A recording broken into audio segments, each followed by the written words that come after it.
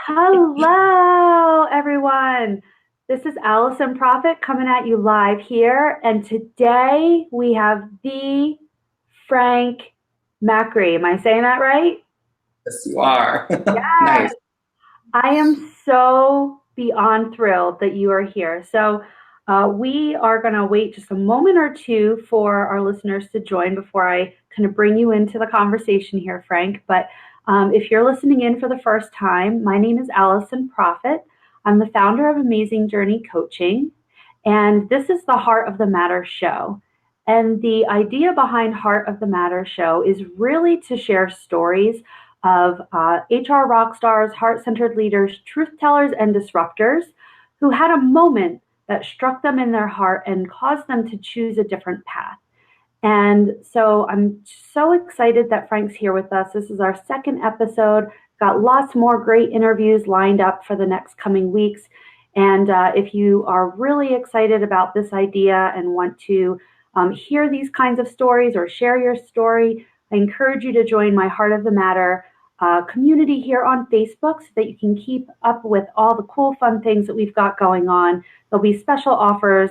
And, I encourage you to share this love with all of your friends and colleagues and anybody that you think may find inspiration like this useful in their life.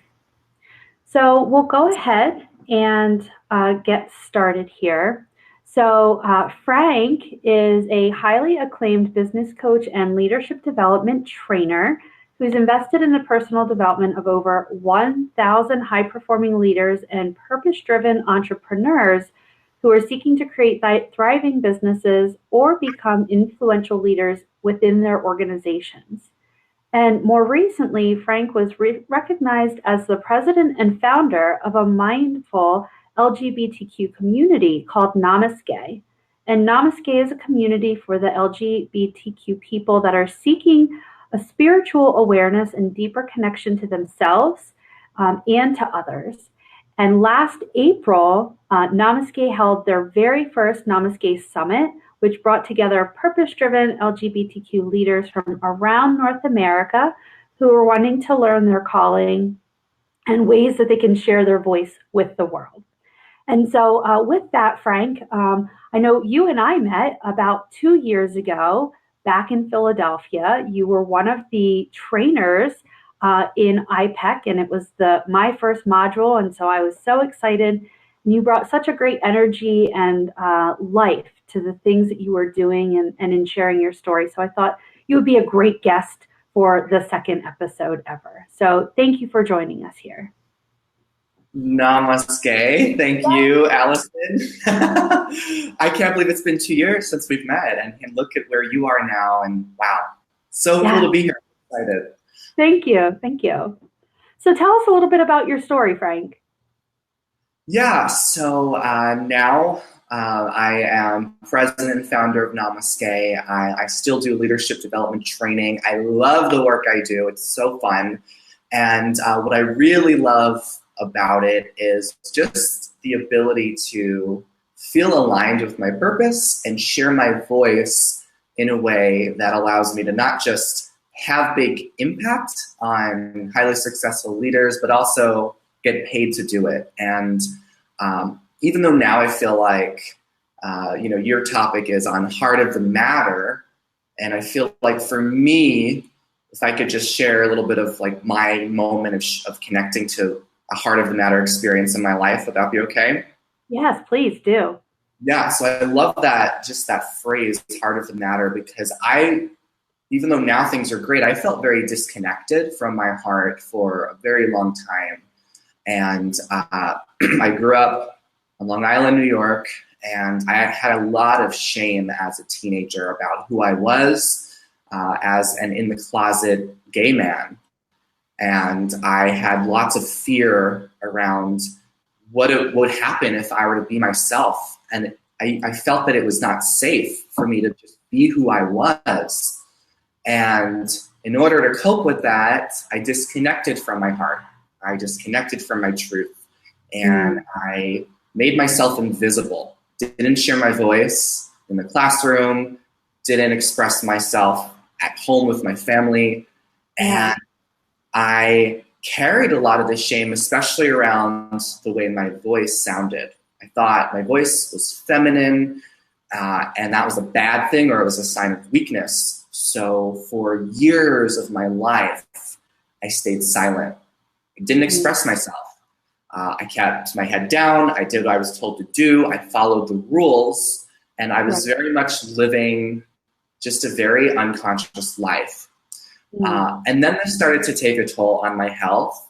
I was diagnosed with a thyroid disease as a 16-year-old. And you can imagine this was really scary for me. I didn't understand why. Now my body was working against me. It became an autoimmune disease. And I was terrified. I thought that there was nothing I could do. And again, I wondered, why me? So sometimes I think there are moments when if we're not getting the messages, the universe will just kind of whack us upside the head and hook us up to the truth, to the heart of the matter. And for me, this was the first time in my life where I was being woken up to really get to the heart of the matter. And first it started out as little whispers in my life, and then it became louder and louder messages and voices. And then it was just a full-blown, here's what the message is that my mind and body and spirit were trying to tell me. And the message was to stop being invisible. Yeah. When I finally got that message, I decided I'm no longer going to hide. I'm no longer going to shrink down who I am in order to fit in. So I came out of the closet and I started to share my voice. And when I did that, all these amazing things started happening for me. Not only did my thyroid miraculously heal, which really wasn't so much of a miracle, I was just expressing my truth and releasing all the stress that I was holding on to. So my health was better than it ever was before. And I started to boldly take leaps of faith in my life that I never would have done. One being moving across to China to teach English for a few years, completely starting my life over and rediscovering who I was. And from there going on to start a coaching business and working as a trainer. And now getting paid to do what used to scare me the most as a kid, which was sharing my voice. And I do that as an international speaker. So that's why I'm so passionate about helping other people connect to their truth and getting to the heart of the matter. And I love this topic. And that's where we are today with the birth of Namaste. So that I created that to help support LGBTQ people wanting to find their voice and truly thrive, not just spiritually, but also as a community. Oh my gosh, this is beautiful. And the thing that inspires me so much, Frank, is that like you went from this place where you were hiding yourself so deeply, and now you're just like shouting it from the sky. It's so beautiful. And I just remember in the training how like some of the pain that you shared in IPEC of just some of those experiences that you were having, because certainly there was more time than this interview show, but it was deeply affecting you. I mean, it was showing up in your health. And I think that when we begin really understanding the fact that our body is sending us signs all the time, and when we just go to the doctor to cover up these symptoms that we're experiencing, it's like we're like shutting our truth down in some sense. And it doesn't mean that there's not illness that can be treated with medication. Of course there is. Yeah. The first question that could be really powerful is, where am I out of line with myself? Where am I out of alignment? Where am I not honoring my truth? Where is there such a dissonance in what I know to be really important to me and my values, and how I'm actually living and the people that are around me, and how they're all kind of resonating together? When you start doing that, you start feeling better. And I see that in the work world too, like in corporate, in my HR roles, there was, a manager, an employee, they were so nervous to like work out this employee issue, right? And then if they sit down and they really just have a meaningful conversation, like it's like you take a deep breath, and it's like the elephant in the room is not an elephant, it's a mouse. And like, it's like you can just move on and you don't feel that heaviness anymore. And I'm curious, what's been one of the biggest breakthroughs that you feel like you've been able to um, help somebody witness in their life? Because you do a lot of that in your work, and I'd love to see if you have a story that you could share where you helped somebody break through their own heart of the matter moment. Oh, yeah. One that comes to mind is actually a really powerful and unplanned breakthrough that was experienced at the last Namaste Summit. Mm. So we had our first summit last April, and people flew in from all around North America to attend what was a 3-day event for purpose-driven LGBTQ leaders. And this was our first one. We're having another one in October. But, it was a very vulnerable, powerful group. And one of the men, is a middle-aged man who attended, and he just came out of the closet. And he married, he had kids, and when he found Namaste and the summit, he said, thank goodness I was looking for something like this. Someone who doesn't really want to go to the bars or the clubs to find community, but still wanted to learn how to put down the mask that he was wearing his whole life so he could finally breathe and be his truthful, authentic self. So we had a moment where this man just realized it was so hard for him to accept and receive love and support from others because he had spent his life growing up in a family that told him he shouldn't have that. So I called him up to the stage, and he said he wanted to break through this, and we were able to kind of talk, and I was able to coach him a little bit around it. And when he realized that all that he wanted was love, and he stepped into embracing and embodying love rather than wanting to get it from something else, it was like a whole different person emerged. Even our videographers were saying on camera he looked like a different person before he had that breakthrough to after over the course of the weekend. So after that, he just totally emerged as this powerful, vulnerable, free person without the mask. And it was really a moment I'm never going to forget. I've had a lot of experiences where I could coach people, and this was one that was very special. And it's cool to see today. I've been keeping in touch with him because he ended up following through with our Conscious Leadership Academy program. And remember, this was someone who had not even been fully out of the closet. Now he's going on all these dates. He is putting himself out there. He's going to all these social events and just meeting all these other gay men and finally allowing that part of himself to be seen. Wow. It's interesting because this whole idea of kind of sexual orientation and identity, how people kind of hide that truth, and people that don't have that experience, like I don't have that experience, but I can only imagine what that must be like to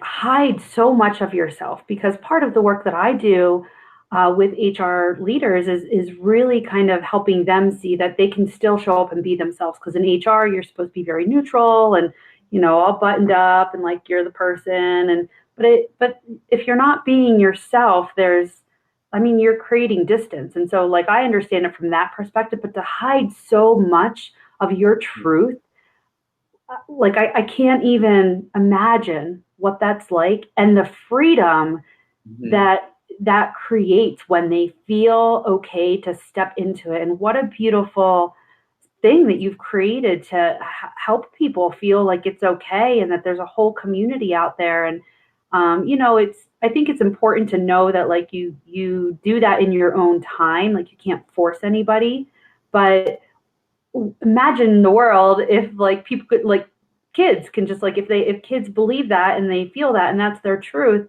that they don't have to wait their whole lives and have this whole story that they've created that's false, because they're not living their truth. And when you're not living your truth, you're leaving yourself on the table and the world is missing out. And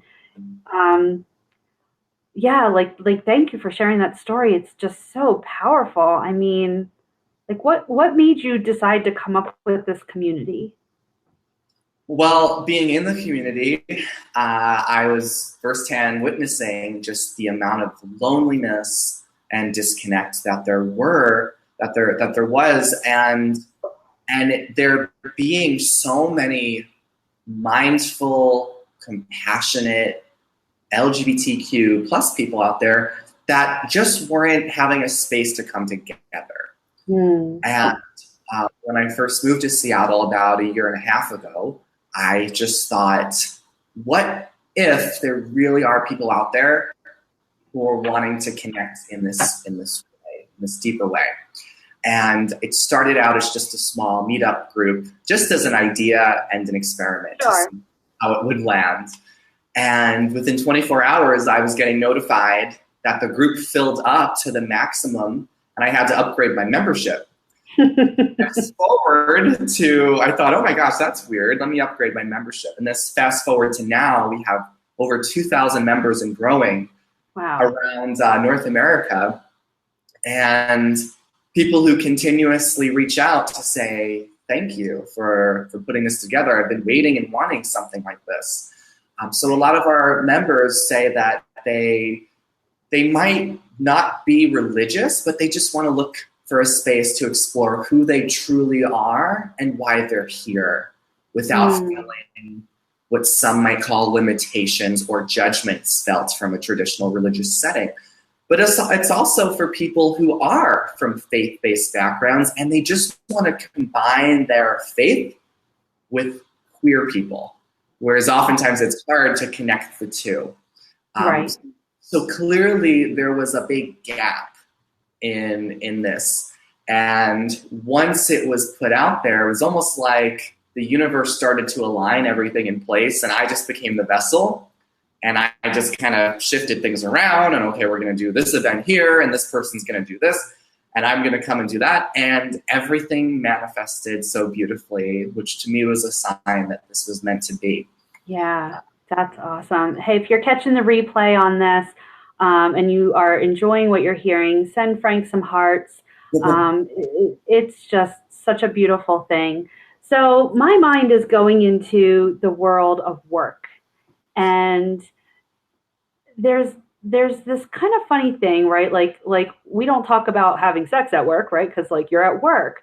But in order for people in the LGBTQ community to kind of feel whole at work, what kind of ideas do you have about how us HR people can kind of create a different kind of space so that we're just making it more comfortable and more open. Like instead of people saying like, oh, like saying to a man, like, oh, what's your wife's name? Because it's just assumed, right? Like if they see a wedding band, like they may just assume like that it's a wife. Like, what are your ideas on that? I'm curious. I love that question and just the mindfulness you have around that. So my first gut response is just educating people to drop those assumptions around just asking someone, oh, who's your wife? When did you get married? Just dropping those assumptions we have. And even for me as a gay man, when I meet other people that I might think there's a 99% chance that they're gay because my gaydar is pretty good. That makes a lot of sense. So even though I feel like I might know, I don't assume. I'll still say, so are you in a relationship? Or tell me about your partner. Right. Rather than just saying, oh, so do you have a boyfriend or a girlfriend? Right. So we're all constantly learning. And I think that's okay, that we don't have to be perfectly politically correct because I've noticed that when we try too hard to be politically correct, we become robotic and it's hard to have an authentic relationship. So one of the things we talk about at the summit is the 7 keys to conscious leadership, where we really dive into how to show up powerfully as leaders, especially LGBTQ leaders, so that we don't feel limited by society or government or religion or just the Yeah. stories we've been told about who we should be. It's about letting that go so we can show up fully, and we go a lot deeper into it at the summit. But one of the things I like to teach, and one of the keys to the conscious leadership, is heroism, which is all about showing up as a hero in your life, as a creator, leading with vulnerability, which means putting down the mask and allowing yourself to be seen. So whether it be in HR, in the workspace, or whether it be just in the community, at the grocery store, seeing what opportunities there are to lead with vulnerability and show up as a true hero in your life. Not a victim to circumstance, not a victim to resources, and not a victim to other people's judgments, but heroically showing up as a way where you don't need to shrink down to be who you are. Yeah. I love that so much. And I think that too often people kind of get this imposter syndrome where they're like, oh, like, who am I to show up as a hero? Like, who am I to advocate so loudly for myself? Who am I to kind of step into this role to be the person that steps on the stage and says, like, no, like, we need a space, we need a community. It's not all about sort of whatever the perceptions are of that community. We're just people. Like, you're all just people. We're all just people. Like, Exactly.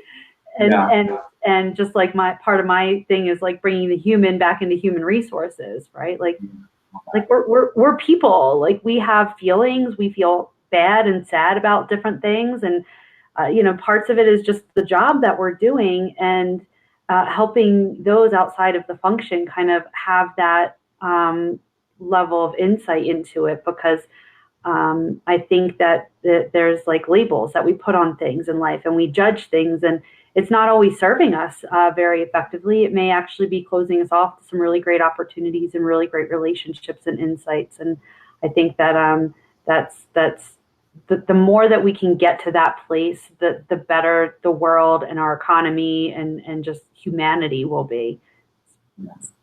Pretty big ask, I guess, but Thank you. Yes, amen. Namaste for that. yes. So what's your vision for the future of Namaste and the Frank life? I know that's the other things that that you're passionate about. Tell us more.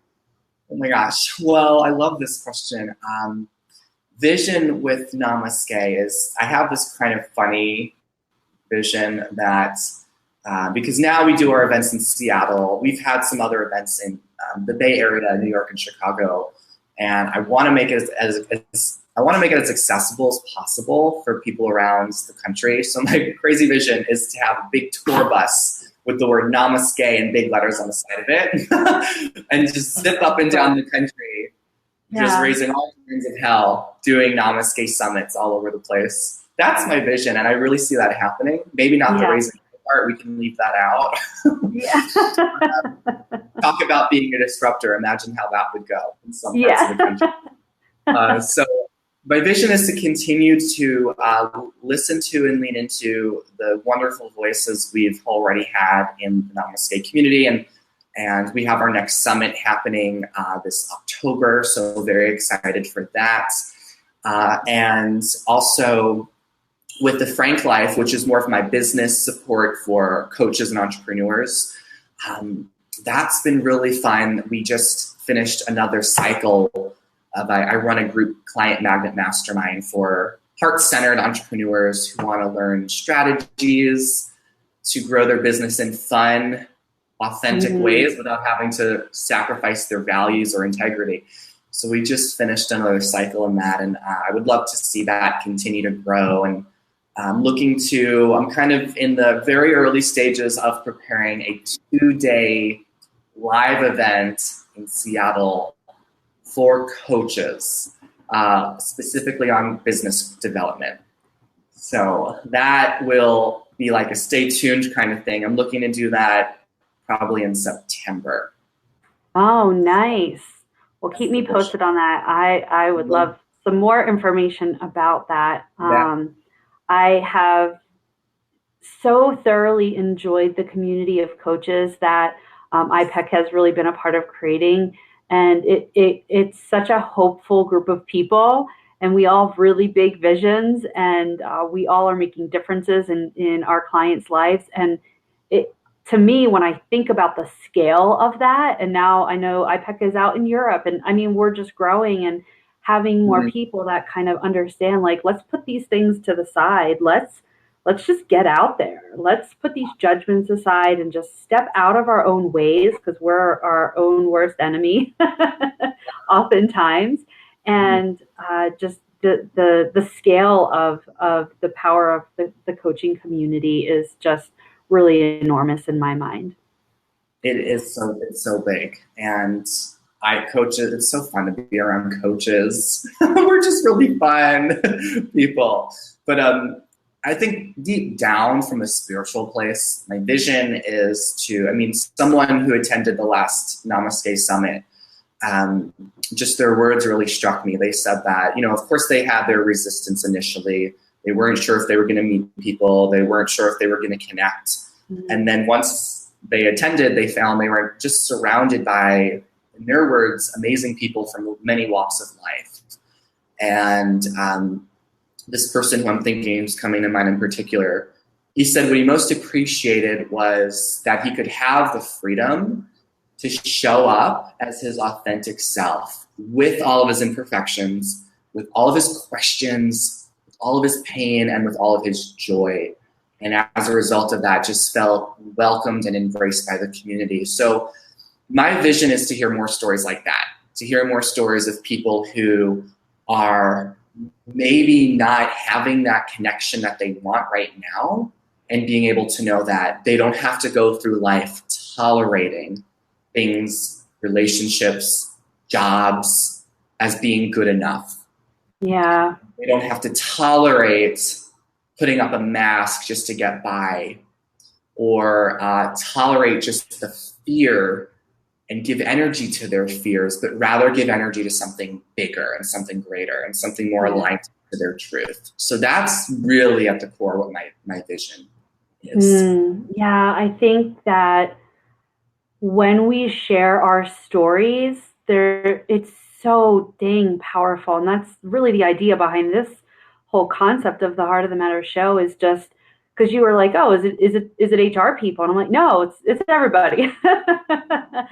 And there's intention behind that, right? It really is to show people that we are more alike than we are different.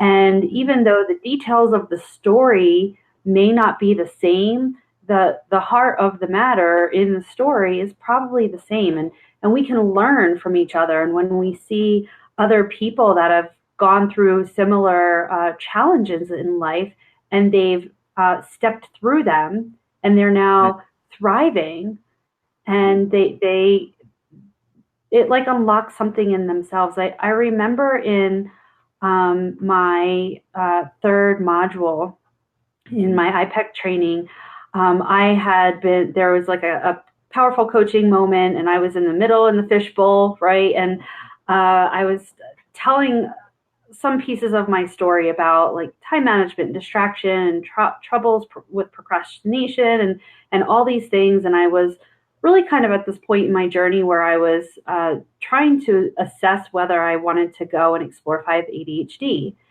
And at the very end, there's a lot of pain associated with that, right? And at the end of this whole session, this woman had come up to me, and she had tears streaming down her face. And she said, "Thank you so much for sharing your story.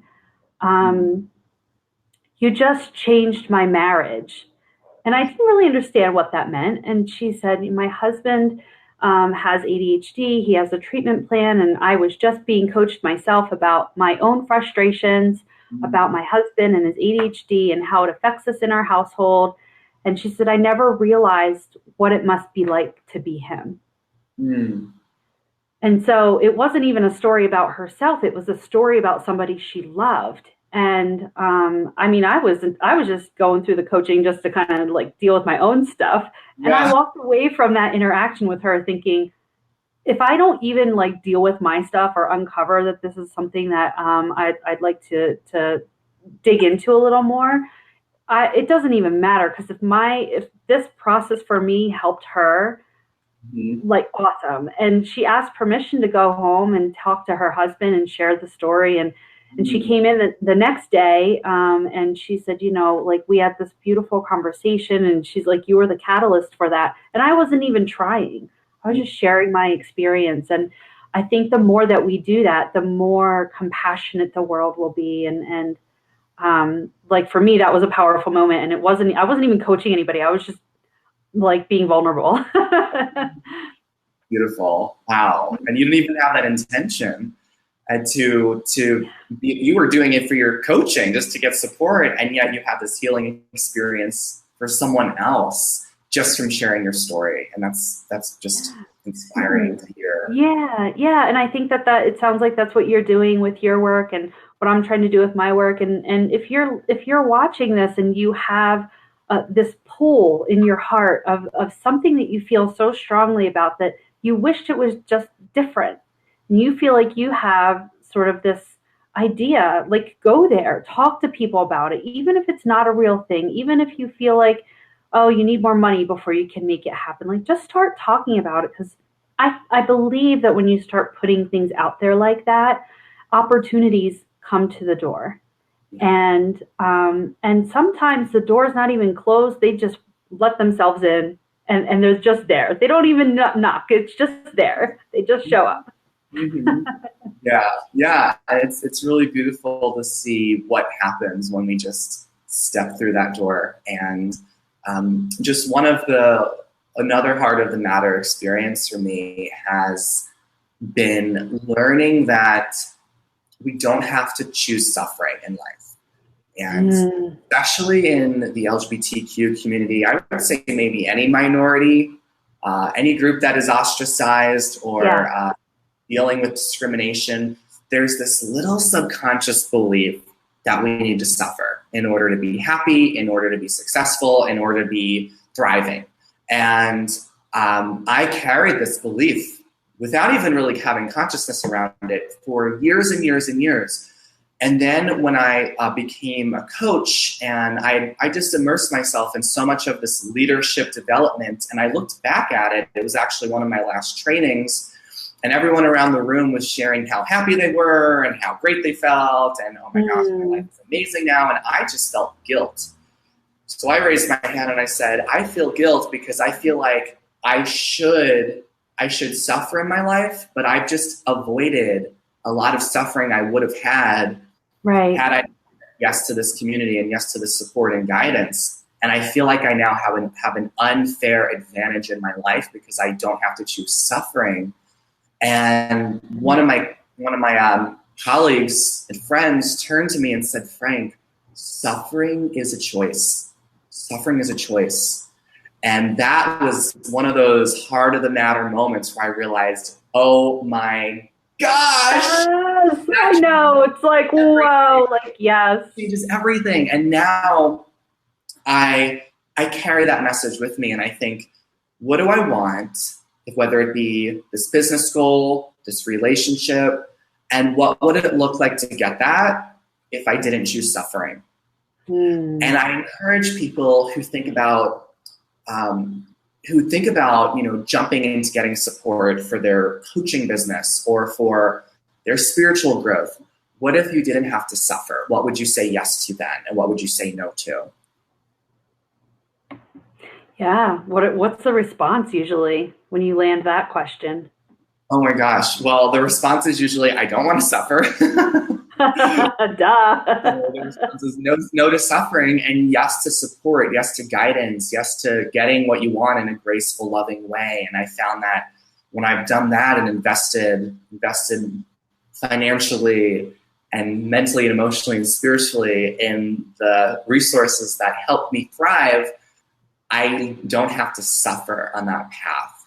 Right. And in the mastermind, the client magnet mastermind, when coaches finish that, a lot of them say, oh my gosh, there was so much ease, and it was so much easier than I thought I needed to have, like, suffering, and it was supposed to be really difficult. And we had one of our recent members who finished, she made like almost $10,000 in just a couple of months.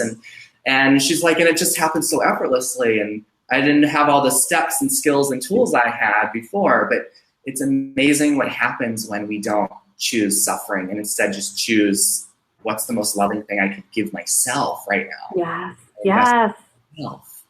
Yes. Yeah. I think that when we come back to self-love, it's so powerful. I was speaking with a client last night, and he has a lot of compassion. He's very, very service oriented.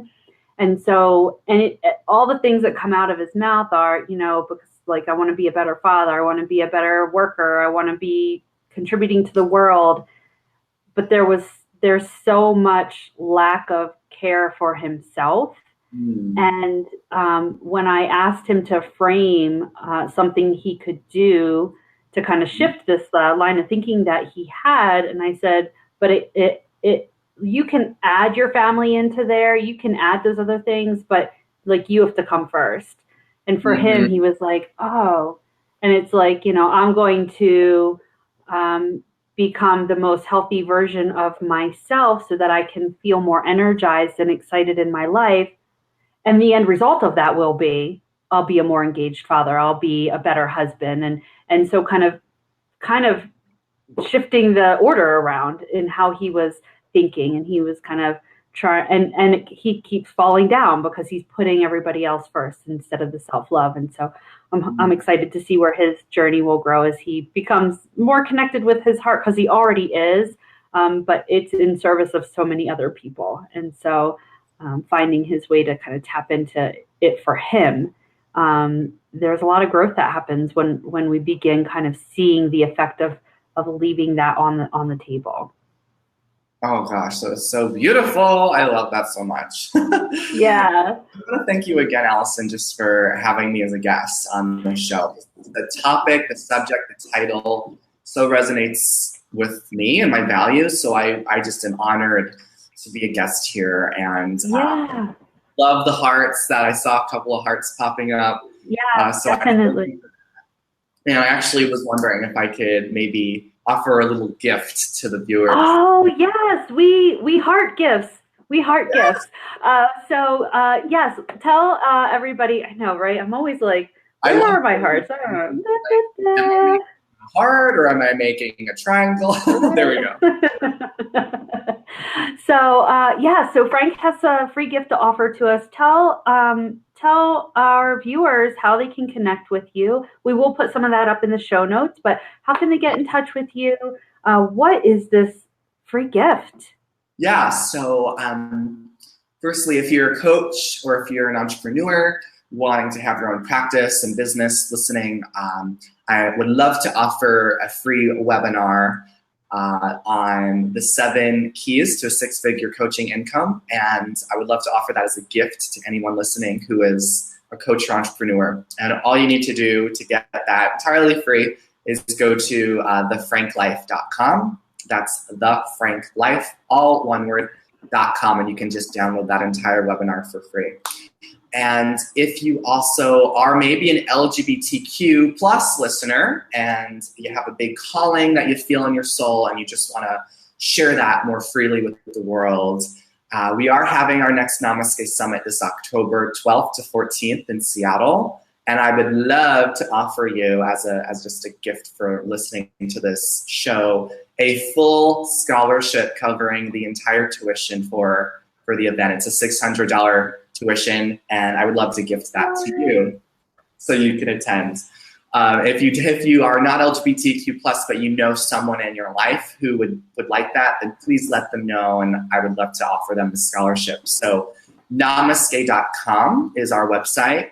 That's NAMASGAY.com, which is all information about the summit. And if anyone would like to claim their full scholarship, then they can just reach out to us at support@namaste.com and let us know that you are a listener of Heart of the Matter podcast and show, and we will give you a full scholarship. Boom, and we'll see you in October. Boom. We will that was a lot of information. That is so generous of you. I will make sure that we put all of that information in the details of the show. Again, Frank's got a free webinar on his website, thefranklife.com. If you're LGBTQ and you are interested in coming to the summit, sounds like a lot of really great energy, great people, lots of folks that are really just looking to connect with their truth and other people that are doing the same. Frank is offering generously this full scholarship. So we'll put those details on how to get all of that in the show notes. We're gonna wrap it up here in the show format is really you kind of passing on to the listeners what you believe is at the heart of the matter in life. Oh my gosh. The heart of the matter in life, it's about two things come to mind: having fun and sharing your voice freely. That's beautiful. all. Beautiful. Well, thank you so much, Frank. I'm so grateful that you joined me today. Episode 2 in the books. Before we sign off here, just want to remind everybody, I'm Alison Proffit, the founder of Amazing Journey Coaching. If you are interested in being a guest on this show, please reach out to me at Alison@amazingjourneycoaching.com or drop a comment in the video here. I also have a great program for HR Rockstars called Heart of the Matter Mastermind, and it's a 9-week virtual program in which we'll be really helping HR folks have fun, share their voice, feel like they can take their mask off and be themselves and show up authentically in the work that they're doing from a very heart-centered place. And so with that, this is the end of show 2 in the books. Frank, thank you so much. Thank you all for watching. Please drop any comments or send Frank some love via hearts, and we will talk again very soon, Frank. Thank you for joining. Namaste. Bye-bye. Namaste.